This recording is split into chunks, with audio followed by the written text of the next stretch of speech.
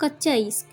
Train के AC compartment में मेरे सामने की सीट पर बैठे लड़की ने मुझसे पूछा, हेलो, क्या आपके पास इस मोबाइल की सिम निकालने की पिन है? उसने अपने बैग से एक फ़ोन निकाला।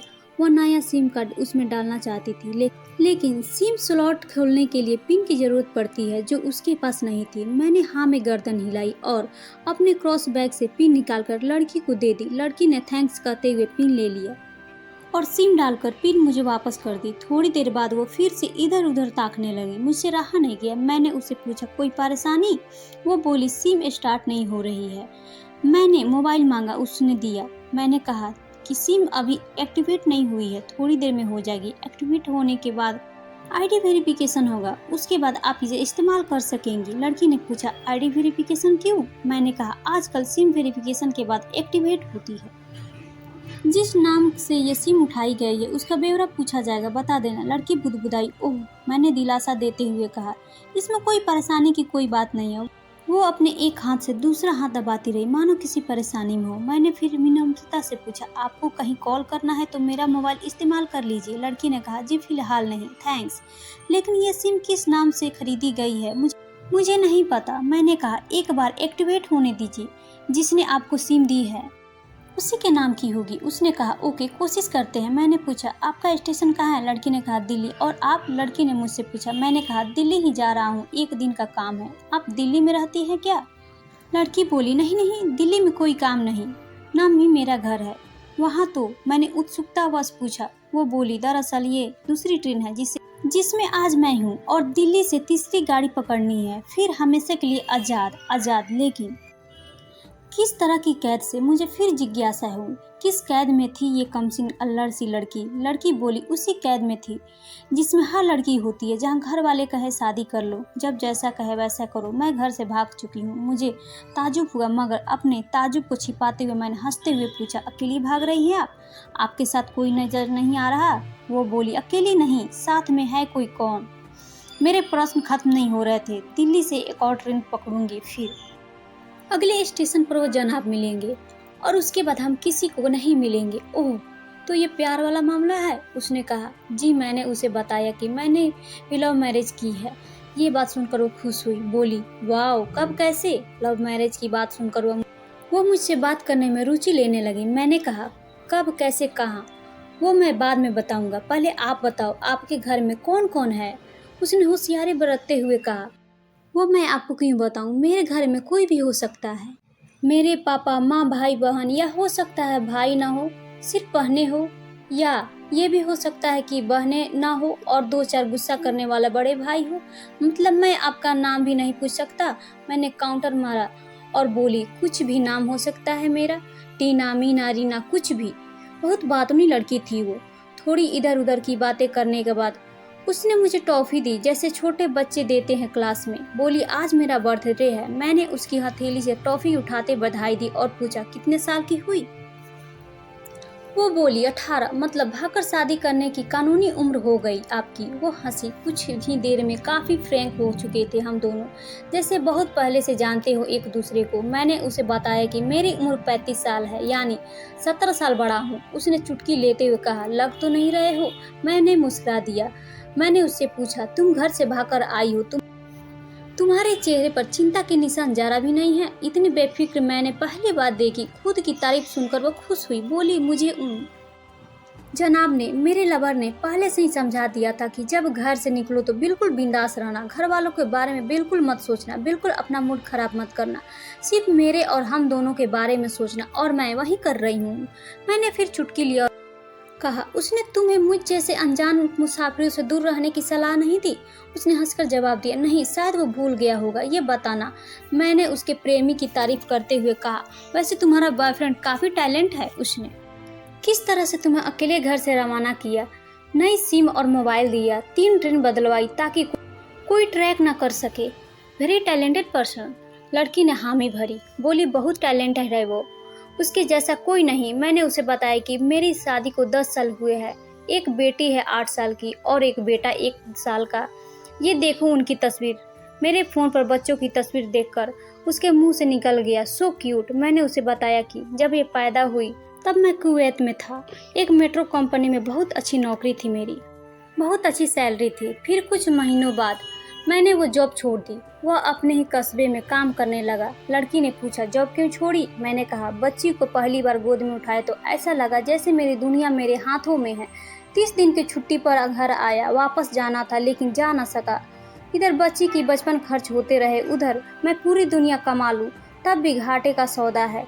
मेरी 2 टके की नौकरी, बचपन उसका लाखों का। उसने पूछा, क्या बीवी बच्चों को साथ नहीं ले जा सकते थे वहाँ? मैंने कहा, काफी टेक्निकल मामलों से गुजरकर एक लंबे समय बाद रख सकते थे। उस वक्त ये मुमकिन नहीं था। मुझे दोनों में से एक को चुनना था, आलीशान रहन सहन के साथ नौकरी या परिवार। मैंने परिवार चुना।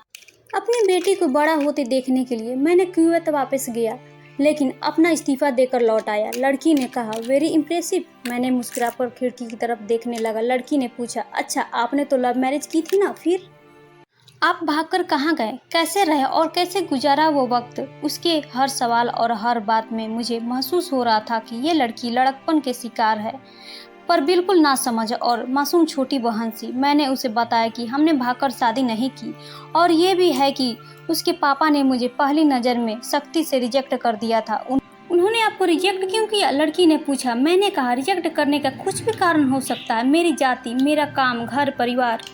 बिल्कुल सही। लड़की ने सहमति दर्ज कराई और आगे पूछा, फिर आपने क्या किया? मैंने कहा, मैंने कुछ नहीं किया। उसके पिता ने रिजेक्ट कर दिया। वहीं से मैंने अपने बारे में अलग से सोचना शुरू कर दिया। खुशबू ने मुझे कहा कि भाग चलते हैं। मेरी वाइफ का नाम खुशबू है। मैंने 2 टूक मना कर दिया। वो 2 दिन तक लगातार जोर देती रही कि भाग चलते हैं। मैंने मना करता रहा। मैंने उसे समझाया कि भागने वाले जोड़े में लड़के की इज्जत पर कोई खास फर्क नहीं पड़ता, जबकि लड़की कि पूरे कुल की इज्जत धुल जाती है। भागने वाला लड़का उसके दोस्तों में हीरो माना जाता है, लेकिन इसके विपरीत जो लड़की प्रेमी संग भाग रही है वो उल्टा कहलाती है। मोहल्ले के लड़के उसे चालू कहते हैं। बुराइयों के तमाम शब्दकोश लड़की के लिए इस्तेमाल किए जाते हैं। भागने वाली लड़की आगे चलकर 60 साल की वृद्धा भी हो जाएगी, तब भी जवानी में किए उस कांड का कलंक उसके माथे पर से नहीं मिटता। मैं मानता हूँ कि लड़का लड़की को तौलने का ये दोहरा मापदंड गलत है, लेकिन हमारे समाज में है तो ये नज़रिया गलत है, मगर सामाजिक नज़रिया यही है। वो अपने नीचे का होठ दांतों तले पीसने लगी। उसने पानी की बोतल का ढक्कन खोलकर एक घूंट पिया। मैंने कहा, अगर मैं उस दिन उसे भगा ले जाता तो उसकी माँ तो शायद कई दिनों तक पानी भी ना पीती। इसलिए मेरी हिम्मत ना हुई कि ऐसा काम करूं। मैं जिससे प्रेम करूं उसके माँ बाप मेरे माँ बाप के समान ही हैं, चाहे शादी हो ना हो तो ना हो। कुछ पल के लिए वो सोच में पड़ गई, लेकिन मेरे बारे में और अधिक जानना चाहती थी। उसने पूछा, फिर आपकी शादी कैसे हुई? मैंने बताया कि खुशबू की सगाई कहीं और कर दी गई थी। धीरे धीरे सब कुछ नॉर्मल होने लगा था। खुशबू और उसके मंगेतर की बातें भी होने लगी थी फोन पर, लेकिन जैसे जैसे शादी नजदीक आने लगी उन लोगों की डिमांड बढ़ने लगी। डिमांड मतलब? लड़की ने पूछा। डिमांड का एक ही मतलब होता है, दहेज की डिमांड। परिवार में सबको सोने से बने तोहफे दो, दूल्हे की लग्जरी कार चाहिए, सास और ननद को नेकलेस दो, वगैरह वगैरह। बोले, हमारे यहाँ रीत है। लड़का भी इस रीत की अदायगी का पक्षधर था। वो सगाई मैंने तुड़वा डाली, इसलिए नहीं कि सिर्फ मेरी शादी उससे हो जाए, बल्कि ऐसे लालची लोगों में खुशबू खुद कभी खुश नहीं रह सकती थी, ना उसका परिवार। फिर किसी घर वालों को समझा बुझाकर मैं फ्रंट पर आ गया और हमारी शादी हो गई। ये सब किस्मत की बात थी। लड़की बोली, चलो अच्छा हुआ आप मिल गए, वरना वो गलत लोगों में फंस जाती। मैंने कहा, जरूरी नहीं कि माता पिता का फैसला हमेशा सही हो, और ये भी जरूरी नहीं कि प्रेमी जोड़े की पसंद सही हो। दोनों में से कोई भी गलत या सही हो सकता है। काम की बात यहाँ है कि कौन ज्यादा वफादार है। लड़की ने फिर से पानी का घूंट लिया और मैंने भी। लड़की ने तर्क दिया कि हमारा फैसला गलत हो जाए तो कोई बात नहीं, उन्हें गलानी नहीं होनी चाहिए। मैंने कहा, फैसला ऐसा हो जो दोनों का हो, बच्चों और माता पिता दोनों की सहमति, वो सबसे सही है। बुरा मत मानना, मैं कहना चाहूँगा कि तुम्हारा फैसला तुम दोनों का है, जिसमें तुम्हारे पेरेंट्स शामिल नहीं हैं। ना ही तुम्हें इश्क का असली मतलब पता है अभी।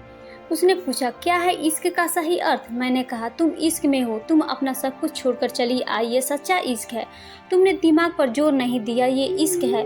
फायदा नुकसान नहीं सोचा, ये इश्क है। तुम्हारा दिमाग दुनियादारी की फितूर से बिल्कुल खाली था। उस खाली जगह में इश्क का फितूर भर दिया गया। जिन जनाब ने इश्क को भरा, क्या वो इश्क नहीं है? यानी तुम जिसके साथ जा रही हो वो इश्क में नहीं बल्कि होशियारी हीरोगिरी में है। जो इश्क में होता है वो इतनी प्लानिंग नहीं कर पाता है, 3 ट्रेनें नहीं बदलवा पाता, उसका दिमाग इतना काम नहीं कर पाता। कोई कहे मैं आशिक हूँ और वो सातिर भी हो, ये नामुमकिन है। मजनू इश्क में पागल हो गया था, लोग पत्थर मारते थे उसे। इश्क में उसकी पहचान तक मिट गई। उसे दुनिया मजनू के नाम से जानती थी, जबकि उसका असली नाम कैस था, जो नहीं इस्तेमाल किया जाता। वो सातिर होता तो कैस से मजनू ना बन पाता। फरहाद ने सीरी के लिए पहाड़ों को खोदकर नहर निकाल डाली थी और उसी नहर में उसका लहू बहा था। वो इश्क था। इश्क में कोई फकीर हो गया, कोई जोगी हो गया, किसी मांझी ने पहाड़ तोड़कर रास्ता निकाल लिया, किसी ने अतिरिक्त दिमाग नहीं लगाया, चालाकी नहीं की। लालच, हवस और हासिल करने का नाम इश्क नहीं है। इश्क समर्पण करने को कहते हैं, जिसमें इंसान सबसे पहले खुद का समर्पण करता है, जैसे तुमने किया। लेकिन तुम्हारा समर्पण हासिल करने के लिए था, यानी तुम्हारी इश्क में लालच की मिलावट हो गई। लड़की अचानक खो सी गई। उसकी खिलखिलाहट और खिलखिलापन एकदम से खामोशी में बदल गया। मुझे लगा कि मैं कुछ ज़्यादा बोल गया, फिर मैंने जारी रखा। मैंने कहा, प्यार तुम्हारे पापा तुमसे करते हैं, कुछ दिनों बाद उनका वजन आधा हो जाएगा। तुम्हारी माँ कई दिनों तक खाना नहीं खाएगी, ना पानी पिएगी, जबकि आपको अपने आशिक को आजमा कर देख लेना था। ना तो उसकी सेहत पर फर्क पड़ेगा, ना दिमाग पर। वो अक्लमंद है, अपने लिए अच्छा सोच लेता। आजकल गली मोहल्ले के हर तीसरे लौंडे लपाटे को जो इश्क हो जाता है, वो इश्क नहीं, वो सिनेमा जैसा कुछ है। एक तरह की स्टंटबाजी, डेयरिंग, अलग कुछ करने के फितूर और कुछ नहीं। लड़की का चेहरे का रंग बदल गया। ऐसा लग रहा था वो अब यहाँ नहीं, उसका दिमाग किसी अतीत में टहलने निकल गया है। मैं अपने फ़ोन को स्क्रॉल करने लगा, लेकिन मन की इंद्री उसकी तरफ थी। थोड़ी ही देर में उसका और मेरा स्टेशन आ गया। बात कहाँ निकली थी और कहाँ पहुंच गई। उसके मोबाइल पर मैसेज टोन बजी। देखा, सिम एक्टिवेट हो चुकी थी। उसने चुपचाप बैग में से आगे का टिकट निकाला और फाड़ दिया।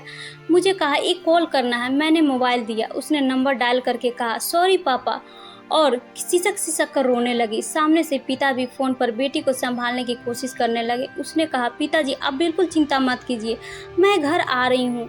दोनों तरफ से भावनाओं का सागर उमड़ पड़ा। हम ट्रेन से उतरे। उसने फिर से पिन मांगी। मैंने पिन दी। उसने मोबाइल से सिम निकालकर तोड़ दी और पिन मुझसे वापस कर दिया। देश की सभी बेटियों को समर्पित ये मेरा दावा है। माता पिता से ज्यादा तुम्हें दुनिया में कोई प्यार नहीं करता। दोस्तों, आप सभी को कहानी कैसी लगी? अच्छी लगी हो तो अपनी राय जरूर शेयर करें दोस्तों। और हाँ, चैनल को लाइक, सब्सक्राइब और शेयर करना ना भूलें दोस्तों। धन्यवाद। फिर मिलते हैं नई कहानी के साथ।